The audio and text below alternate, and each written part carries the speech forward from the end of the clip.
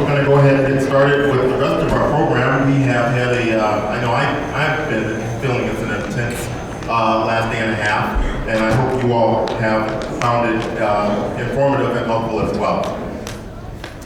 Right now, I want to, speaking of lunch, it was courtesy of AT&T, and I want to have our sponsor come up and say a word. Here it is.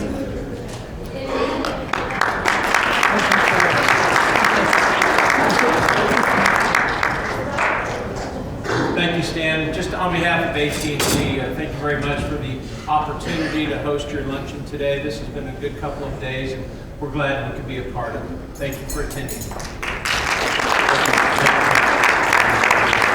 Those of you who are not in the Gigabit Trends breakout session, you missed out really.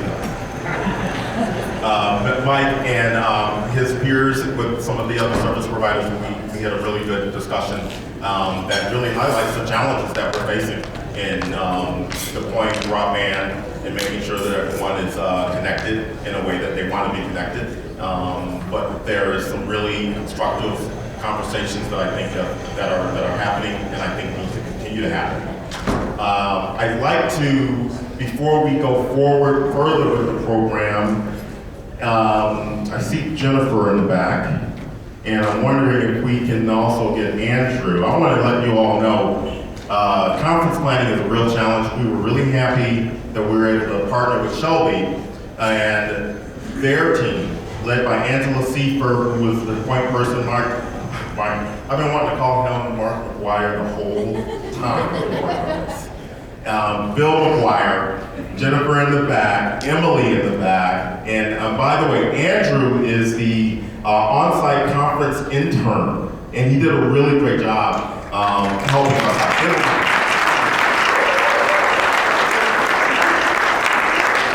I really appreciate all of you all's work, and hopefully they will in turn return the favor by being interactive in this next session. How about that?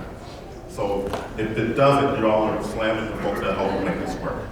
I'm just trying to guilt you into it. Up next is our, I just want to read my own writing here. Oh, it's the state of broadband. Vision for, some of y'all are paying attention, okay. Vision for continued collaboration. And I want to ask our panelists to come on up. Laura McCrary, Mike Bosch, there it is, and Dr. Bernard Franklin, and Scott Sproul. Come on up. I'm going to do my best to moderate this session. It's a challenge, but the whole idea of what I'd like to have happen now is, in addition to having our panelists share some thoughts with you, but it really is the opportunity to get your ideas, your perspective from what you've heard, from what you need to hear, what you think we can do in some aspect in terms of the road ahead. And we're going to start by turning it for our panelists each to turn to offer up some thoughts around that from their different perspectives. What we tried to do, as you probably can tell, is to stay consistent with our theme of our foundation of collaboration around the theme of those pillars. Laura is in the healthcare, have a healthcare perspective with the Kansas Health Information Network. I know it, but the brain just shot me. The Kansas Health Information Network. Mike Bosch is an entrepreneur, small business person out of Baldwin City. He, and I'll let him tell the story so don't steal his thunder, but he is definitely going to be allowed to touch on from an economic development standpoint, and also, interestingly, from a service provider standpoint. He'll tell you about that, how that came to be. And Scott Sproul, also from Norton, he will be able to speak to economic development from his space, which, as you all may recall, I may have emphasized economic development a bit yesterday. So I stacked the deck. And Dr. Franklin has some really good perspective, education, and even more broadly. I'm really glad you all here. Thank you for agreeing. And what I would like to do, we didn't talk about order, but who would like to go first? just share some remarks to get us started. Good afternoon, and thank you all for attending this conference today. My name is Laura McCrary, and I'm the Executive Director of the Kansas Health Information Network, more fondly called KHIN. One of my project managers was here to do a breakout session yesterday, Jody Denson, so some of you may have already gotten kind of a high-level overview of the work that we do in Kansas. But if you don't know, KHIN is the electronic network that connects all of the hospitals, physician practices, community mental health centers, public health departments, home health, long-term care facilities, EMS, and the fire departments together so that we can move health information from one location to another. So if you are receiving care at your primary care doctor's office and need to go into the emergency room, the information from your primary care doctor's office is available to the emergency room physician so that they actually know what medications you're on, what allergies you have, what procedures you've had. So health information exchange is critically important to our state. It's important to all of you because you do want the information at your doctor's fingertips when you have an emergency or when your child has an emergency. And KHIN was created in 2010 by the Kansas Medical Society, by the doctors in Kansas and the hospitals in Kansas, in order to make sure that the very highest quality of patient safety is available to all of you that are in this room, as well as all patients in Kansas. Health Information Exchange is being built in every state. It was part of the American Recovery and Reinvestment Act funding in 2009. $64 billion has been invested in building health information exchanges across the nation. And it's really a significant concern as it relates to broadband because we're moving a lot of health information across the internet, and we need to move it in a timely fashion in order to ensure that when you show up in the emergency room, your data is not all caught up because the kids just came home from school and you don't have the important information that your doctor needs in order to provide the best care for you. The situation's only going to get worse. We're getting ready to connect to Colorado. We're getting ready to connect to Nebraska. I understand the Health Information Exchange folks from Nebraska were here yesterday. We're getting ready to connect to Missouri, and we've already connected to the other exchange that serves the metropolitan Kansas City area. So you can imagine now we're going to be moving data from all of those states across the exchange. And probably within the next 3 to 5 years, we'll connect to every state across the nation. So we're going to see an enormous amount of health data that's never moved across the internet before now moving. And a lot of this data is very big pieces of data, big sets of data. As you can imagine, X-rays coming across the internet. We've got CT scans coming across the internet. This is a lot of data that's going to need to be moved quickly. So that's what I'm really here to talk to you about today is health information exchange, what our broadband needs are currently. They're growing rapidly day by day, and really just helping you understand what we think is the future of health information exchange moving across the internet. Thanks. Thank you. Rick? All right, good afternoon. My name is Mike Bosch. Thanks for attending, and thanks for allowing me to be a part of this stand. So my story, like many of you, I really love raising my family in a small town. My only gripe is that there aren't enough companies hiring geeks like me. So about 4 years ago, a couple buddies and I decided we would go ahead and start a software development company in Baldwin City. That company ended up growing extremely fast. We started seeing a lot of millennials move back to Baldwin City and reverse that rural brain drain. And we showed up on the front page of Yahoo News in the spring of 2013. A lot of our products that we have built have been on the New York Times. We've gotten a lot of publicity. And then just as we were hitting our stride, boom, we kind of hit the glass ceiling of internet. We started seeing the spinning wheel. When a phone call would come in, we want to update a credit card for a client. We'd have these awkward conversations as we're waiting for the page to download. So, what are you doing on the weekend? We got to get to know our clients really well, but it was pretty awkward. We called our providers. This should be an easy solution to fix. We asked them for more capacity. One provider candidly just blew us off. The other provider said their lines were exhausted, but sent me a 2-year contract for $24,000 a month to, quote, research options. And that's when I realized that they couldn't offer me anything that we couldn't create ourselves. So we decided to create a new subsidiary called RG Fiber. raised the money privately, and we're looking at building out a gigabit deployment in Baldwin City in Q1 this year. So we have, for the last 2 years, really looked at this challenge of rural broadband in particular from every possible angle, because I did not want to be a service provider. I wanted to be a geek that happened to raise my family in a small town. But apparently you can't do that.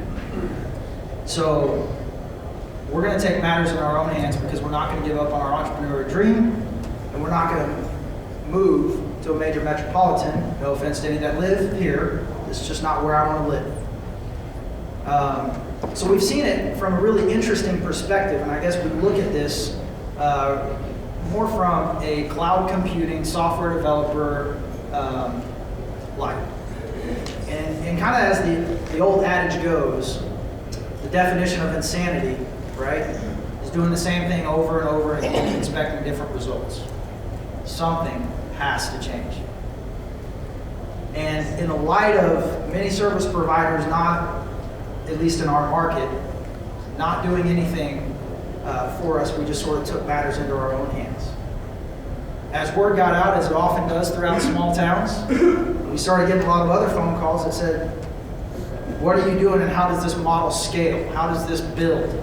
Can you do this also in our community? And so we took a look at how to make that happen. We've looked at a variety of different funding mechanisms, partnering with all sorts of different government agencies, local, state, federal. We looked at how do you excite the demand. We looked at what we were doing to crash the network in Baldwin City. We built several applications, and when everybody jumps online, our internet really just sucks now. Which is good, because now I'm a service provider and everybody wants to switch, which is okay by me. But it's certainly not my preference. And so I'm excited to hopefully encourage all of us to do something, because waiting for someone else just isn't a reality. One of the scariest statistics that I look at comes from Cisco. For those that don't know, Cisco provides electronic equipment that a lot of the service providers use to connect to their radios if they're wireless or they're fiber. And they came out with this study looking in 2015, we expect to have 15 billion, billion with a B, 15 billion devices like these things connected to the internet. 15 billion. They said by 2020, we anticipate that number going to 40 billion, 40 billion. And these devices are pretty chatty, because you end up downloading a lot of apps, and guess what? They update themselves, and so that means they got to go out to the internet, check and see if there's a new update, and then download that.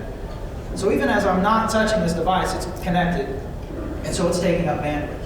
So imagine what happens in all of our communities when this whole Internet of Things, all these devices go online. Think about that. If we don't have the communications infrastructure that we need to compete in a 21st century, what does that mean for businesses like mine, the software development company? And if you can't recruit businesses like mine, where does economic development go? And one of the big things that we always ask is, what about the future of education? What about healthcare? What about all these other components that are so critical to us when we talk about this small town quality of life? So I've become extremely passionate about this topic, and I'll try and tame that somewhat, but you'll probably see a little bit of that passion because I wear it on my sleeve. But that's my story. And if you have a passion for your community, and I know all of you in small towns do because I've met with several of you, there's ways to make this happen, and there are ways to make it happen now and not wait for somebody else to make it happen for you. And I'm more than excited to share everything that we've learned, because the problem is so big. The reality is I'm not going to be able to solve it for you, but I can give you everything that we've learned to help get you there as quickly as possible, because the truth is I will never know your town as well as you do. Thanks.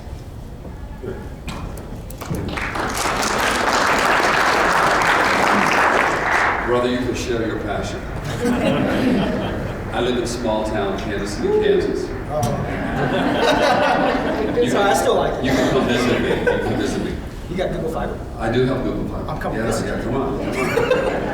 Friends, I'm here representing education in a broad swath. And it's been said really well, but I want you to understand, and I know you do, so I don't even need to repeat it. The future is here.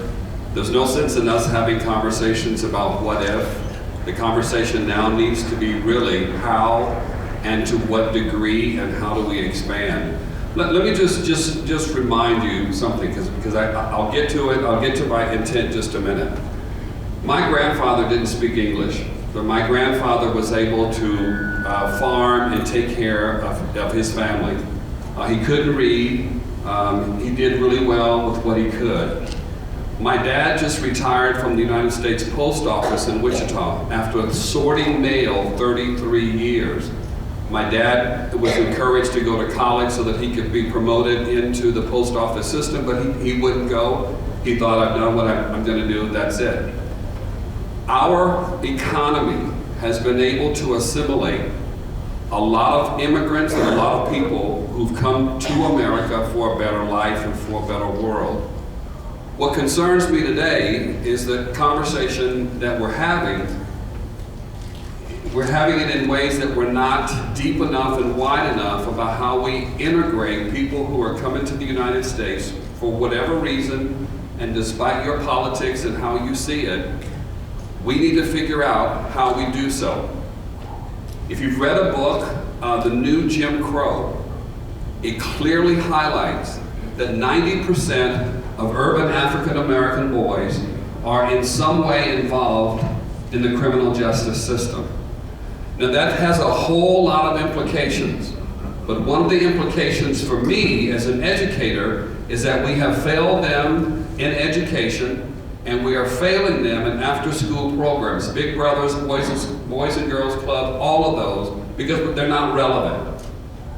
And so friends, what I want to remind you, I just want to make it really clear for you. I'm going next week to St. Cloud State University to do a Students of Color career fair. They've invited many of the employers from the Minneapolis area to come and talk about careers for students of color and how to get students of color involved and hired in careers. And so I've been trying to think, and when Stan called me, I said, I want to try this with you all. I've used it a couple other times. I think sometimes we need to be jarred. We need to push ourselves. Because friends, let's be real, we have ours. My retirement is set. There's no major motivation for me to even have this conversation with you because my future is set. Your future is set. So we come and have this conversation motivated only for what we can do for our company or what we can do for the agency or institution that we work for. We don't really think about those who come after us. And so friends, what I just want to kindly, can I use your passion, bro? Please. What I just want to use is just say in a kind way, we run the risk as a culture and as a state of leaving people behind in ways that slavery, in ways that the Industrial Revolution never did. If we don't do this right as a state, as a country, I wonder if it'll look like the Jetsons. Those who can afford a flying car that California just allowed legislation that said that state would produce the first flying cars. Those people who can afford robots in their homes. Those people who can afford and connect in ways that we can't. You get my point. Education is that playing field that allows us to do what we need to do, to put people to work, to connect people in significant ways. So I'm here as your friend, as your brother, to say that we need to make sure that we have some good conversations about how K-12 and colleges and universities are connected to broadband in some significant ways. Now I'll shut up in just a moment. One of the things that we're learning is we can't keep enough students who have an Arabic language background. All that's going on in the country, you know. The State Department is looking for Arabic language students. Now friends, we teach Spanish, we teach French, we teach German, but we don't teach Arabic. So what if we were to create a state, one state, that pooled its resources, its broadband resources, in ways that allowed our students to learn Arabic. I'll just give you an example of how we can do that. So my point, let's go deep, let's go wide, let's figure out how companies, providers, work with consumers, educators, to be the state that's cutting edge and taking technology where it needs to, and that's to all of our people, all of our citizens.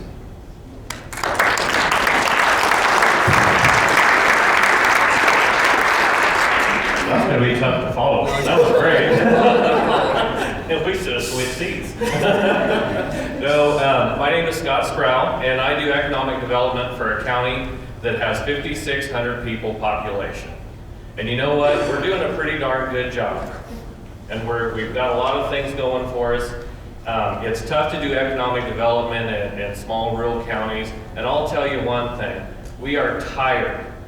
All of Western Kansas is tired of the out-migration from Western Kansas to other states around us. And we have to prepare ourselves for the next in-movement of people to come into our area. A great example of that is I have the exact opposite problem that Mike has.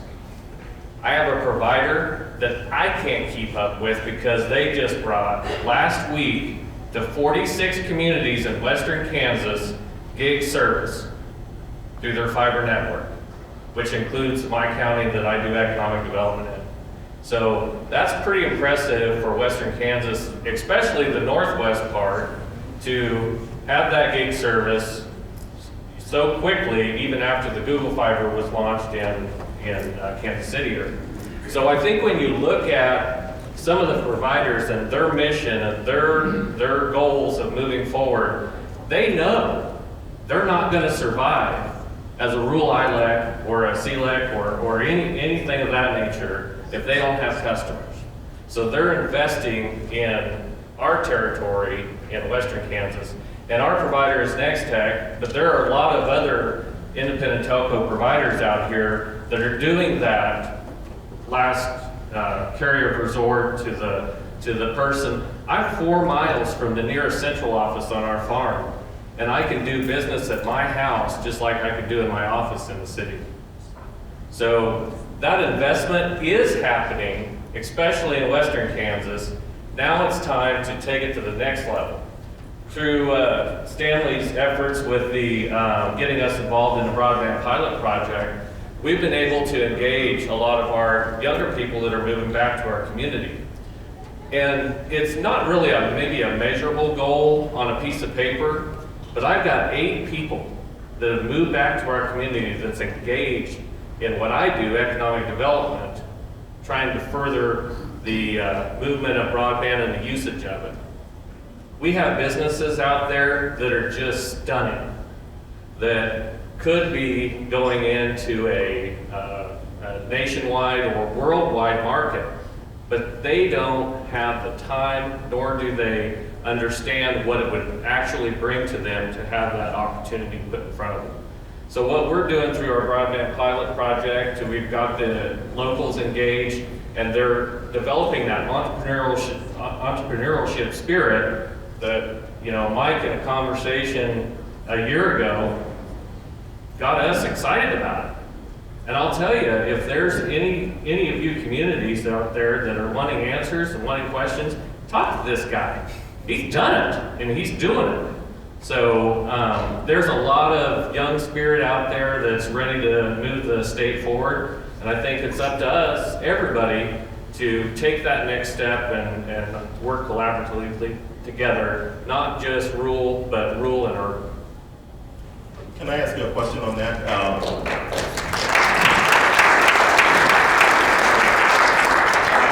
As you're thinking about the questions you'd like to ask, how do you, I was really interested in how you spoke to the keeping up with Nextech in that case. What it seems like it does is it frees you up from an economic development standpoint to not have to tackle the connectivity issue up front. So we're able to focus on the other. So thank you for asking that. Basically, what happens when we do get an economic development project underway, I don't even worry about it.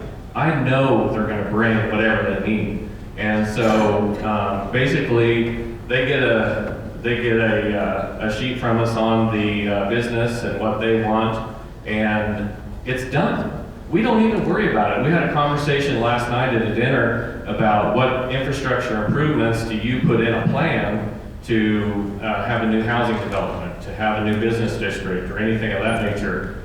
We don't worry about it. We know they're going to bring it. And so I know it sounds more just like an old handshake deal, but it really is. It still is, and they can bring it. Okay. Who has questions?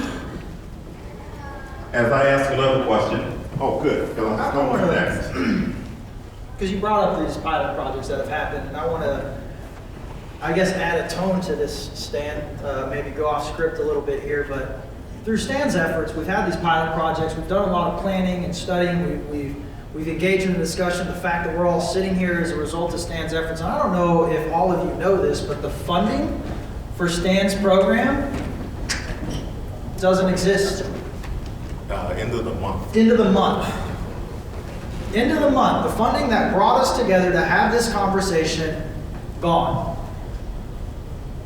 How then do we continue to actually truly advance broadband? Whose shoulders does it rest on? Who's going to carry that banner moving forward? And so I want us to have a real stark, realistic discussion about, I just don't want to talk about it. Let's do something about it. What happens? What are some pragmatic steps? What's next? We have a room full of extremely bright, passionate people in a wide variety of segments throughout the community. So no holds barred. Ask these questions because we don't have funding for another one of these. This is your shot. Thank you, Mike. One of the challenges that we've seen over the past 5 years, and I saw it as Google announced they were coming into Kansas City with their gigabit deployment, and I've seen it, and Dr. Franklin will probably recognize this. One of the challenges I see is ownership of the issue in general.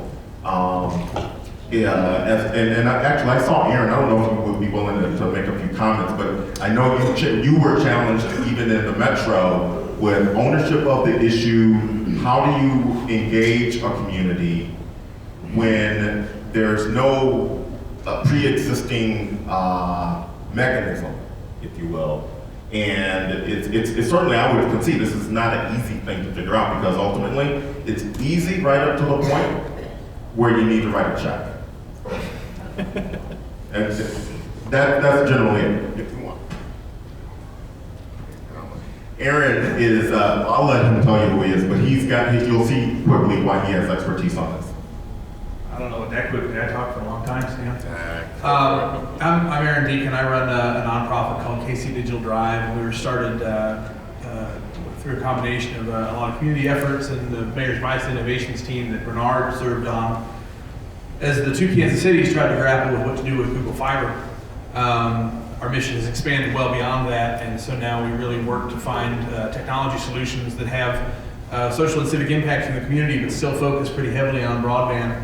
And I'd say, you know, it's really taken the energy of the people that you see up here, the people who are passionate like Bernard and Mike, and they exist in most communities, and it's taking that energy and channeling it. And so it's, I think from a sort of government perspective, what we saw was, you know, our mayors and then Mike Burke and Ray Daniels, who chaired that committee, you know, they didn't have expertise in broadband, they didn't have expertise in technology necessarily, and they knew that there was something going on. They knew there was a big deal. Like Bernard said, you know, it's here. Okay, what do we do? Well, you find the people who care, who are passionate about it, but they need to be empowered, they need to be given that civic support. And so from sort of your institutional positions, find those people, help them do what they need to do, and then be active in building your community around what those opportunities are. the event here and the Gigabit City Summit that we did last week is really has been about highlighting the energy and the activity that you see nationally. I mean, all this stuff around economic development, around entrepreneurship, around the innovation economy. If you're talking about telehealth or information records exchanges, or if you're talking about distance education, people see all of that stuff, and that stuff gets a lot of play now. And so I think, regardless of what size your town is, people understand that's something that you need to think about. And so it's a lot of times these networks and the infrastructure piece, which is normally not a very sexy conversation, and is not something that is sort of on the tip of people's tongues. You need to tie those two things together and use that infrastructure conversation as a catalyst for the things that people really, really care about. We have a comment back here. Good afternoon. So I just wanted to share an experience. I'm Rick with Connecting for Good, and we were contacted a couple months ago by a guy that lives about 30 miles south of here in rural Kansas. And he had heard about the work we were doing with getting people bringing affordable internet access, so he contacted us to see if we had a better answer than the satellite provider that we had. And we went and worked with one of our wireless ISPs that we partner with, and they went and put together an initial proposal that was going to cost a couple $1,000s in equipment and about $300 a month for bandwidth, which seemed like it might be out of reach, but then the customer went and found a few of his neighbors that shared the same pain point that he did. And between that rural co-op that they created, we're now able to send bandwidth to them at a price that they could afford. And it didn't take a whole lot of effort to get it done. Great. I wonder something, Laura, you mentioned that in the health information exchange over the next 5 years, you figured by that, and within the next 5 years, all of those states will be connected.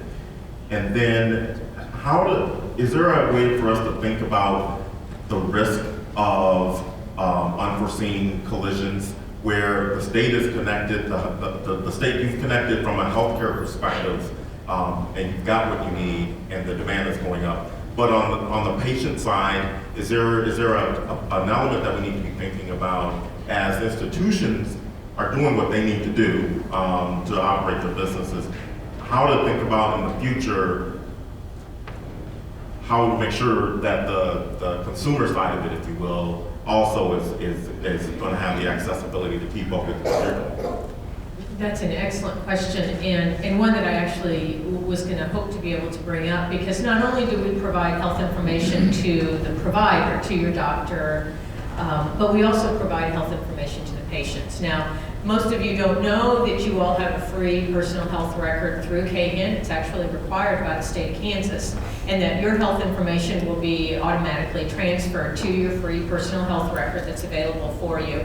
But recognize you've got to have internet, you've got to actually have an email, and you've got to be able to have the ability to go and check that. And so what we're seeing as we deploy this out into many parts of Kansas is, first of all, there's a wide number of our Kansas folks who don't use email, a wide number of senior citizens that don't have access to internet. And so we're finding that our struggle really is not that, that we've got a venue to be able to provide the patient with all of their own health information. It's just that they've never had internet. They've never had an email. They've never been even taught how they might possibly access information on the internet. So I've been surprised by that. Many of you who are probably in this audience, maybe not so much. But one of the biggest struggles that we have as we deploy a free personal health record for every single person in the state of Kansas is that people don't know how to use the internet. People don't have email addresses. They're not paying for internet in their communities. And so, it's one of the things that I talk to the providers about, which is, this is an opportunity for all of us to really encourage people to take more responsibility for their own health care. Because frankly, if you don't know what your medications are, if you don't know what the results are of your lab tests, if you don't know what the results are of your procedures, you're not very likely to take very good care of yourself, right? You're not going to take very good care of yourself. But for many of the people in Kansas, They don't have internet. They don't have an email account. They've never even used it before. And so we find ourselves many times in our communities, in our small communities, teaching people how to use the internet, getting them connected for the very first time. And so I think there's a significant challenge that we are approaching now very much differently than we thought we would, because there's a lot of people in Kansas not even accessing the internet that could be, using it for a wide variety of things that would help to improve their lives. So yeah, I think it's really important. I'd love to pick your brain for a second to follow on that. One of the challenges we see in the small towns, we've heard it through a lot of the breakout sessions, but from the service provider standpoint, we need help justifying that the demand is there. And in a small town, we don't have the density that Kansas City has. So we have a few health providers in these smaller markets. And so one of the things that's critical is aggregating the demand together of some of these anchor tenants. How do communities leverage the network that you're putting into place? How do they do that to justify that the demand and the need is there? Do you have any ideas or thoughts for service providers along those lines? We know that the large healthcare providers and even the small healthcare providers, be it a community mental health center or a home health agency or even a community developmental disability organization, they're all digitizing their records. And if you've got your records still on paper, pretty much you're either going out of business or you're retiring or you're not planning on staying in the healthcare business very much longer, because you just can't participate if you haven't digitized your records. So, a lot of people don't recognize the depth that this connections between those providers go. So it's not just hospitals and doctors that need to share information. It's hospitals, it's doctors, it's community mental health centers, it's every single organization that touches your lives in your community that need to have a complete set of information about you, as well as you need to have a complete set of information about yourself. And so I think that we're early on in really connecting all of these organizations together. If you go to your doctor's office, it should be a question you ask. Have you digitized your patient medical records so that the doctor, at the hospital can have access to that information? And you should be looking to get your own information yourself. Cahan, I put folders on many of your tables out there. You can go out to Cahan and go to our website, set up your own free personal health record. You get home tonight. And so I think that it is hard at this point to really be able to sort of characterize what this is going to mean to broadband capabilities, also to people as you look forward in the next 10 years, you haven't had access to your own health information. You're going to change the way you actually take care of yourself now that you have your own health information and you're responsible for it. And providers are going to change the way they treat patients, because if you don't know this, you should. Most of the time doctors don't know in all of the things about you unless you have a complete list of your medications and can bring it in, have a complete list of your allergies and your reactions and can bring it in, can tell them every single procedure that you've had in the last 3 or 4 years. If you don't tell your doctor and you haven't seen that doctor on a regular basis, they don't know it about you. But now they do. And now they have the ability to start providing you better and safer care. And they'll all do this because they want to provide the best and safest care to you as patients. So for those that have not yet moved to digitizing their medical records, for those that are not yet sharing that information on the internet, it's just a matter of time. Not too long ago, someone said to me, we're not going to be able to get medical malpractice insurance any longer. And it's true. They're not going to be able to, because it's going to be so unsafe for them to provide care to you if they don't have digitized medical records and they aren't sharing information with the other healthcare providers. So pretty much what we know is providers who aren't doing this are going to go out of business. They're not going to be able to continue to stay in business. So these are the important considerations to think about, and the amount of data that's moving across the internet, healthcare data that's never moved across the internet before, now is moving across the internet, is going to be significant. There was some conversations that you guys have probably heard about net neutrality. There's been some conversations about should healthcare information have priority moving across the internet. And whatever you think about that or not, let me just ask you this. Who do you pull over for on the highway? And if you're on the highway and an ambulance comes down the highway, you do pull over. And so we're moving information about you or about your child that may save your life or your child's life across the internet. And right now, there's not any priority for that data to be moving across the internet. And we had a problem in Hutchinson. I don't know if any of you were here from Hutchinson, but not too long ago, we had the hospital in Hutchinson saying, we got a problem. 3 o'clock, we can't get the healthcare information that we need into the hospital because the kids have all come home from school. And so this is not a problem that's just going to kind of quietly go away. It's going to get bigger and bigger and bigger. And we need to be planning for the advent of a huge amount of health information moving across the internet, not just here in Kansas, but moving across the internet on a national basis. And so while we might not be able to quantify it today, I can tell you it is huge because patients want it as well as the providers. I want to follow up. One of the items that you bring up, and Stan, I know you're challenged because part of our discussion was what are the things we want to do following this, and so we can stay on one point and then we'll leave and we won't have that agenda done that you want.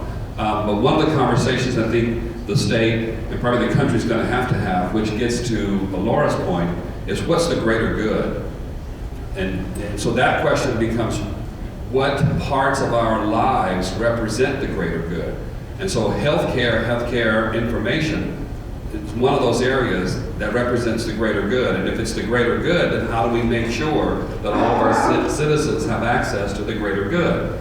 So then the elephant in the room is, then how do we create a system that allows us to have technology similar to utilities, so that everybody has access for healthcare and whatever the other greater goods are that we want to make sure. But then how do the providers make money and keep that profit rolling so that the economy, so there's lots of challenges that I think we're going to have to sort out as a state and as a country around what's the greater good and how does technology help us accomplish the greater good. Okay. Comment? You asked what do we need for the future. Speaking for myself, Digital God City, we need support. We've been fortunate in the past to have attended a Digital Inclusion Summit where we received support from OCLC, IMLS. They brought our Angela. She's our Angela, by the way. They brought Angela, connected us and her. She was our support when we had questions, when we needed to get back on track. We had that person that we could go to. And then Stan came along with his project and more support. And we need that continued support. I mean, we can go do things, but you know, every once in a while we need that boost, or we need that person to say, yes, you're on the right track, or think about this. And they help keep us going, which also brings us to this conference. And I appreciate your comment about next year. This has been great. People have put this together. This has been great. But we don't want it to stop. So next year, you know, who's going to do that? Who's going to spearhead that? And so thank you, Stan, for doing that this year. But we need you again next year. So anything we can do to, you know, help make that possible, because we don't want it to end, because we need these conversations. And that gets to the point about ownership of issues and the challenges involved in that. Ownership of issue, ownership of coordination even, and the Commerce Department has certainly tried to fulfill that role. And I think if Lynn is here, she would certainly, my thought is, in a way, the federal grant that we had served as seed money to get started. That's really what I think has happened in so many of those states. I think she mentioned this morning that 60% of the states looked like they were going to have something in place to follow up. And it has been an evolution, right? The knowledge and awareness of the need, the issues. And as we all know, there's a wide range of issues, why I don't even know how to talk about it in a way. But it also has to be in a construct that works, that won't, by definition, be poo-pooed by a major segment of the broadband ecosystem, if you will. So if you're depending on where you're at, you've got to be somewhat of Mayor Britton mentioned agnostic to the platform. That independence has to be in place. But I think the challenge is also to help the stakeholders and policymakers understand these sets of issues, whether it is specifically with this, but it's just in general. The thing that came to mind as Laura was talking about prioritization of healthcare on the network going forward, and I wondered if there was I talked about silo busting. We had the public safety session yesterday, and we were talking about how FirstNet is going to have this really robust network that's going to be built that states will be able to participate in. I'm not knowledgeable enough to know, and I wondered if you were familiar. Is that potentially where public safety and healthcare from a network accessibility long-term in the future, again, trying to think about where to go, is that a potential avenue that addresses the need that you talked about? You know, we have begun those discussions with the state around disaster preparedness and really being able to respond to significant, catastrophic events that take place in our state, because KHIN has a unique set of data. So someone who's a group of providers, first responders that are going out to triage after a disaster, we have emergency access to KHIN for those responders, and as we were talking earlier, EMS providers and firefighters can certainly have access to KHIN under Kansas regulations. But we are talking about being able to utilize that network, and I think that Kansas is the farthest along in the nation of building their health information exchange, and that's because of many of the things that have happened in Kansas that all of you know, that have you here in this room. And so we're encountering things in Kansas that nobody else in the nation is encountering yet, but they will. They're just about 2 years behind us. And so we're talking about disaster preparedness, because let me give you an example. If the God forbid, but if what happened in Boston would have happened in Kansas, we would have known where every single one of those individuals who were injured were taken to the hospital, and we would have been able to find them. As you know, in Boston, they didn't know where the patients were taken to the hospitals. They didn't know which hospital they were taken to, and it was quite some time before they were able to actually identify for the loved ones, where their particular, relative was actually located. In Kansas, we know where people are. We have immediate real-time clinical information on your admit. So we know that you've been admitted into the emergency room.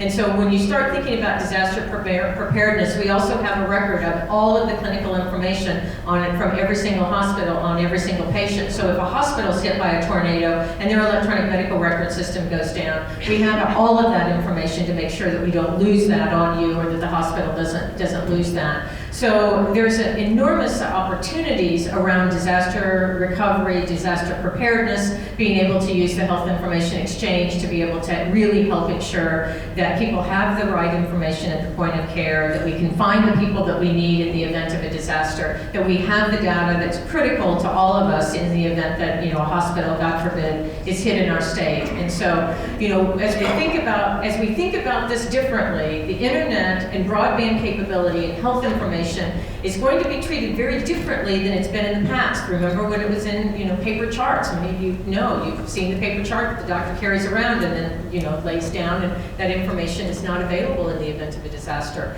But things have already changed. They're not just changing, they've already changed. We've already moved to a different place and a different time in the way we manage health information. And so it will be a big part of what we do for disaster preparedness, not just here in Kansas, but across the nation moving forward. All the more reason for collaboration so that you can stay connected. Anything else? I got another question. Well, I just wanted to share a couple things around education. However we have this conference, however we come together, Stan, I would really try to figure out how we bring young people to the table, the future providers, the future thinkers. When I chaired the education task force for us in Kansas City, my best meetings were with middle school and high school students to talk about how they might use Google Fiber. We are in this room again, we're here, but we can't fully anticipate the next 10 years of how broadband will be deployed. So I think it'd be good to figure out how we get high school students or college students at a conference like this and figure out how to have a panel where they can talk about what does the future look like for you. The other piece I would look at is how do we as education units work together to have a seamless education program. So students come into a kindergarten and maybe they're given a PC or some device. They go to middle school, maybe they're given that same device. They go to high school, they're not given it because the high school can't afford it, or they go off to college and one of our institutions say, well, you got to provide that. We don't provide it for you, you have to buy it. So how do we create systems where our students enter kindergarten or preschool, as we're looking at in Kansas City, and go all the way, and they have similar technology all the way, and so they can access it. So I would suggest regional summits, but I don't think this silo of K-12 talking to itself is going to be helpful. I want to suggest that K-12 and colleges, community colleges, thanks Obama, and four-year, figure out how we all get together and talk about education in our state and how we move forward. The third would be, I would continue to have community technology literacy. I think we all have to figure out how we do that in our community, large city, small city. We have to figure that out. And then funders or providers. I would just suggest to you, are there ways that you can take 5% of your profits and put it in a pool in your region and have some grant process allowed so that you can talk about what the future looks like.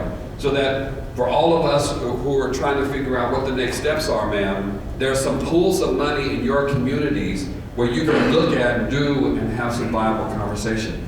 And then finally, we're sitting here in this room and we all talk about a global economy. We all talk about that, but we don't really apply it. So Stan, why couldn't we have online representatives from Singapore or Denmark or Europe that's telling us what they did? And sure, those economies are different. Sure, those communities are different. But by God, Singapore is doing something to deploy broadband to every citizen that we ought to be able to learn from. So why can't we have conversations set up with broadband, with technology, that gives us access to the world to have some of these conversations? Because we're not just limited in Kansas about how do we deploy, deal with, future. Those other countries are having some of the same. So that's my education suggestion. Great. Thank you. Question? Hello, my name is Rick Wagner. I want to thank Stan and Shelby for the State Broadband Conference, but I come from a different direction. I come from the ground up organically. And what I'd like to remind you is, it doesn't have to be a gigabit, it doesn't have to be tomorrow. There are small, economically viable models. My community's 3,000. I don't think I need 1,000 people to make it work. So for the rest of us that aren't in these huge 15,000 size cities in Kansas, there's a solution for us, and it's right here. Thank you. Okay. Another question over here. And we're rapidly running out of time, but I want to try to see if we can sneak at least 2 more questions in, mainly because I have a question. Education and health is, I think, should be a civil right. And both of those are getting bigger, more expensive, and out of reach for people who can't afford it, period. So the question is, to education really, when you look at the statistics for online education, it's huge. I mean, it's like ramped up. Schools like Phoenix, but every university and community college is doing it too. So when you look at that, you go, there's a cost saving associated with online training. Why aren't the costs of education going down and more affordable to those who can't afford it?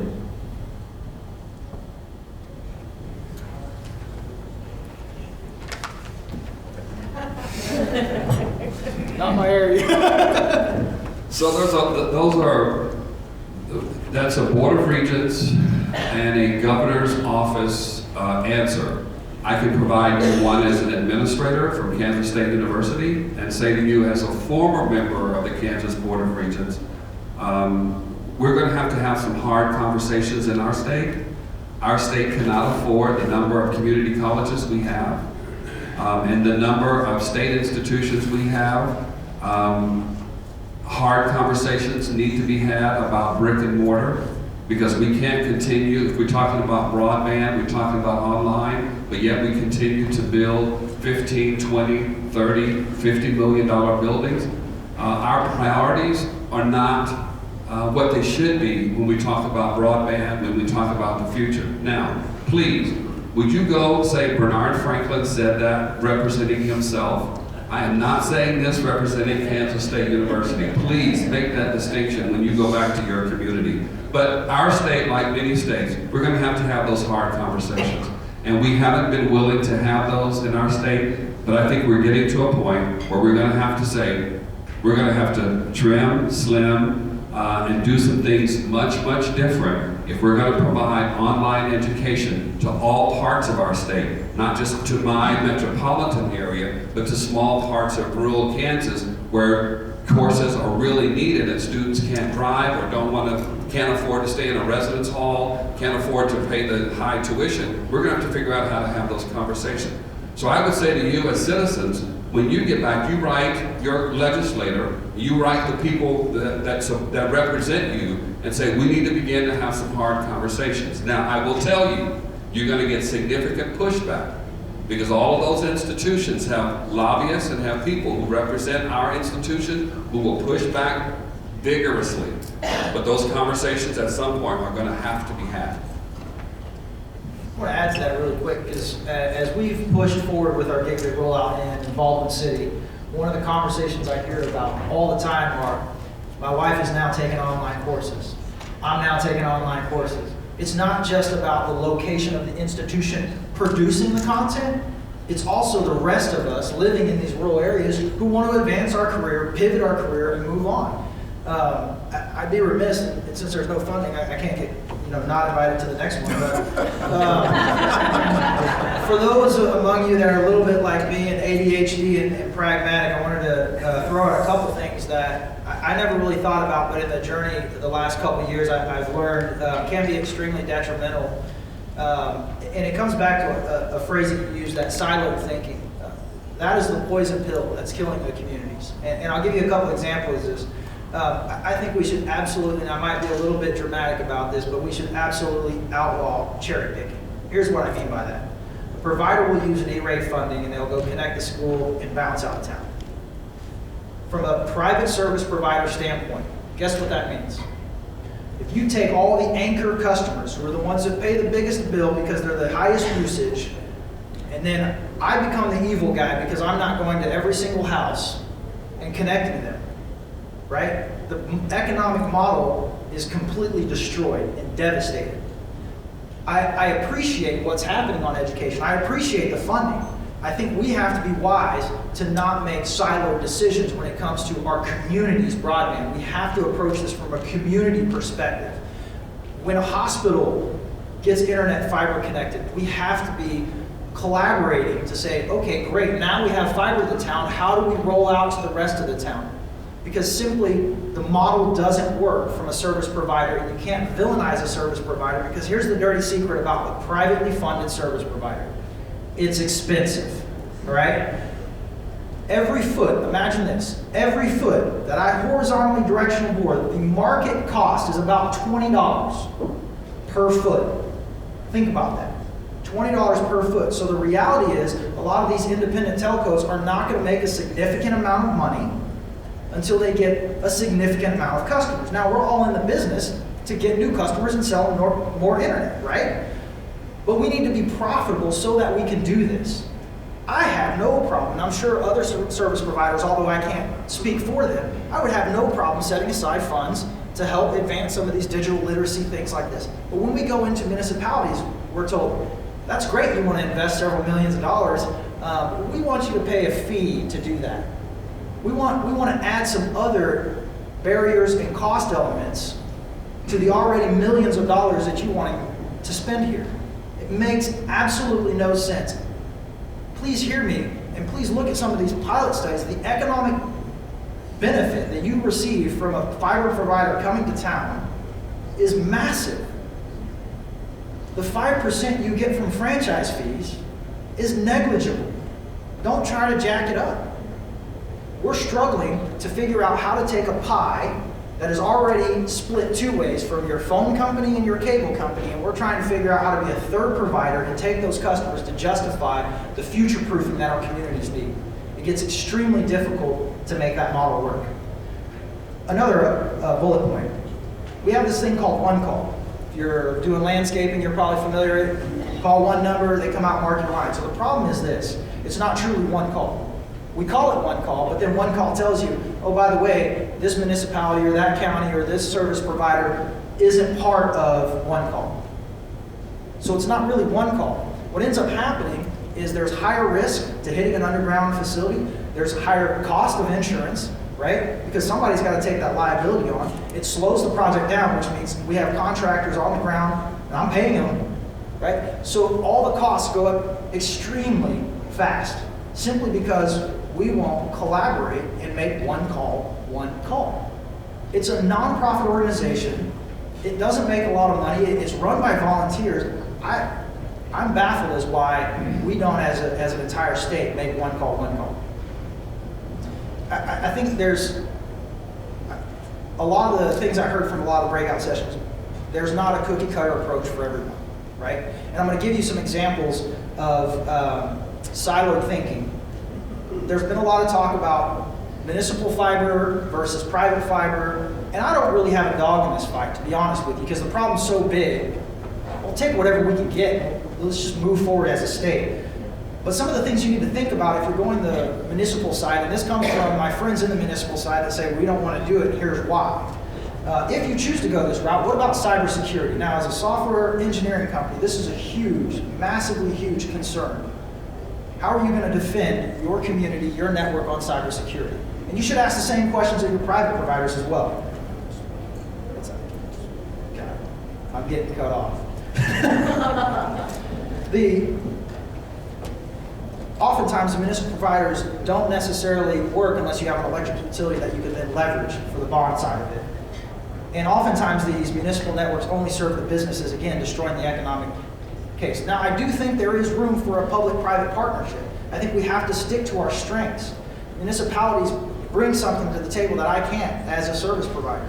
Education brings something that I can't. Economic development brings something. I think we have to tear down these walls, pull everybody in a room, have some candid conversations about how we make this happen. And my last point, before I completely get the shepherd hook, is this ownership question. I'm going to answer very directly. You're sitting here because you care. You are the one that needs to take ownership. You've got a lot of people. I hope you catch them, grab a business card, follow up with them if you've got questions later. But you are the person that cares. You need to make it happen. You need to connect with a lot of the people in this room who are more than willing to help you succeed in that. We want to succeed as a state. As the entire state succeeds, all of us look better, right? That's my thought. Excellent, thank you.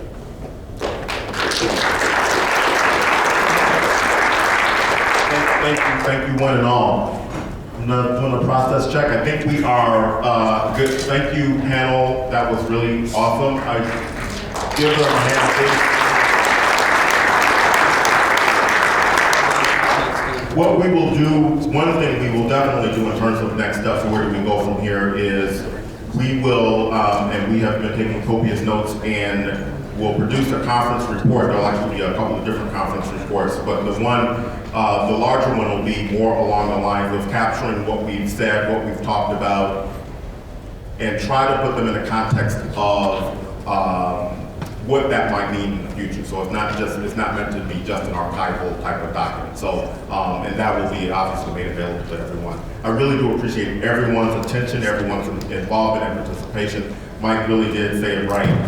You are the owners. I like that better than what I was thinking of the issue. And it's a matter of pulling more people into it and whittling away at it until we feel like we've got a solution in each of our respective corners. But do keep in mind some of the lessons learned. I hope you got a lot out of it. And for those who may have had some questions about what is the difference between upload and download, why should I really want to gigabit? We're going to do the Broadband 101 session. It's going to be much more informal. It's been intended to just be an opportunity for you to engage in a way, because I know I'm not exactly the expert, but hopefully I can bring in a couple of folks who really are experts to stick around and entertain questions that you may have just of a general nature along those lines. Before we close, I want to give a really special shout out and thank you to our sponsors who really do make a big difference for us. It does matter when you have sponsors. It's an indication of their support. It's sometimes, yeah, maybe they just write a check and don't send anyone.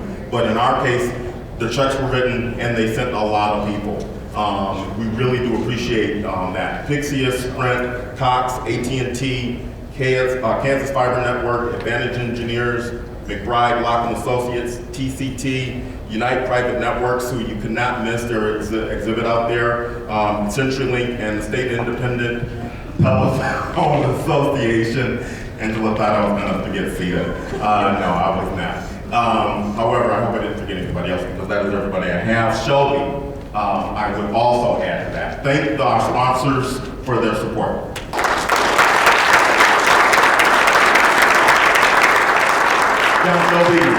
Shelby, John, please come and have a few closing remarks if you would.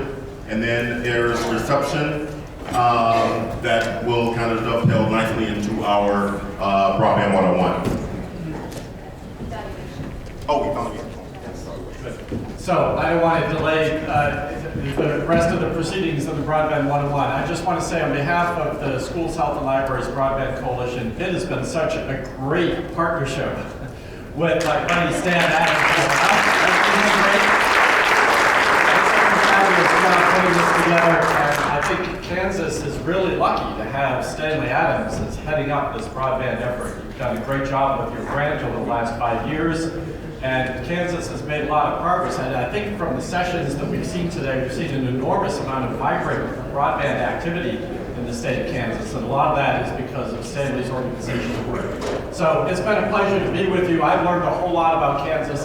For those of you who are interested in Shelby, we're at shlb.org. But I look forward to meeting and talking to all of you who I haven't talked to yet. Feel free to come up and talk to me after this session. But again, it's been a great conference and a great pleasure to be a part of it. So thank you.